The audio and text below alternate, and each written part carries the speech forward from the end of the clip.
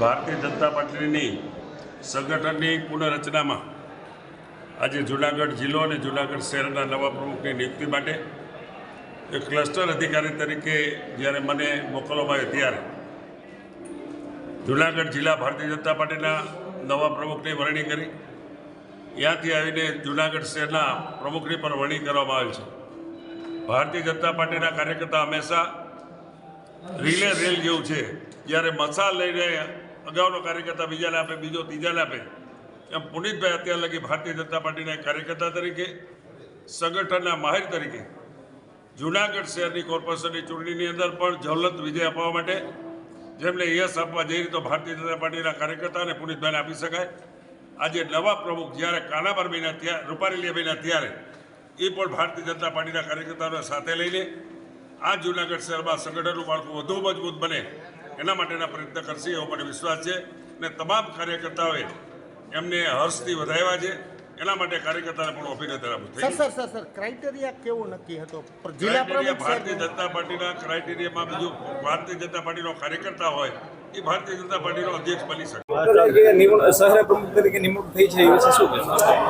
Bharatiya Janata party યુવાનો સાથે રહેતી, યુવાનોને સાથે લઈને ચાલતી પાર્ટી છે. ભારતીય જનતા પાર્ટી ગઈકાલે જ્યારે કોર્પોરેશનમાં હોદ્દેદારોની નિમણૂક કરવામાં આવી, આપ જોઈ શકો છો કે વધુમાં વધુ નવયુવાનોને, અમીર બનતા યુવાનોને જૂનાગઢની પ્રજાની સેવા કરવા માટે જ્યારે કોર્પોરેશનમાં બેસાડવામાં આવ્યા છે, ત્યારે જૂનાગઢના ભારતીય જનતા પાર્ટીના પ્રમુખ તરીકે અમારે નિમણૂક કરવામાં આવી છે, ત્યારે હું પાર્ટીનો ખૂબ ખૂબ આભાર માનું છું.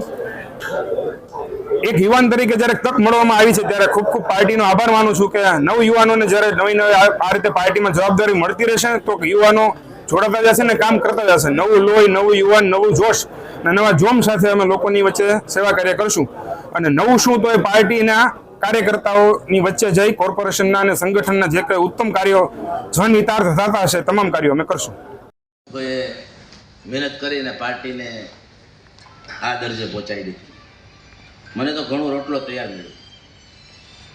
હું જ્યારે આવ્યો ત્યારે મને નહોતું લાગતું કોંગ્રેસ ક્યાં હતી. કામ કરવામાં ખૂબ ફ્રી હેન્ડ હતો, એટલે બને એટલો નિષ્ઠાપૂર્વક કામ કરવાનો પ્રયત્ન કર્યો છે. કામ કરાવવું પડતું હોય, પ્રાથમિક સભ્યો હોય, પેજ સમિતિ હોય, એમાં ક્યાંક ને ક્યાંક કરાવાટાને કાર્યકર્તાને ખીજાવવું પણ પડ્યું છે.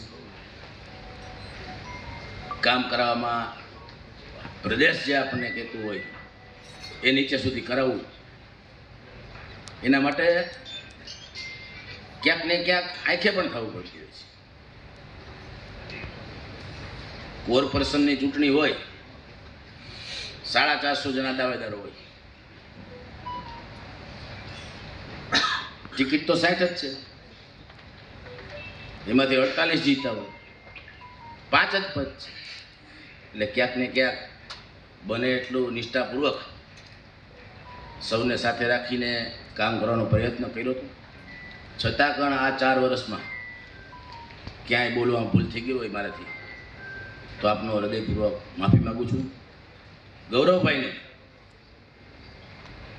આગામી ભારતીય જનતા પાર્ટીનું સુકાન ખૂબ કસાયેલા કાર્યકર્તા છે. પ્રદીપભાઈ વાત કરી એમ એમના ફાધર કોષાધ્યક્ષ હતા, જૂનાગઢના કોષાધ્યક્ષ હતા. બિનસ્વાર્થ જ્યાં પાર્ટી કહે ત્યારે તો ગાડીઓની એટલી વ્યવસ્થા પણ નહોતી કે ત્યાં ગાંધીનગર જવું કોઈ દી ના. પરમ કૃપાળુ પરમાત્માને પ્રાર્થના કરું છું કે મેં કર્યું છે એથી પણ વધારે કામ અને વધારે દીપી ઉઠશે ગૌરવભાઈ, એ મારી શુભેચ્છાઓ. અસ્તુ. ભારત માતા કી જય. વંદે માતરમ.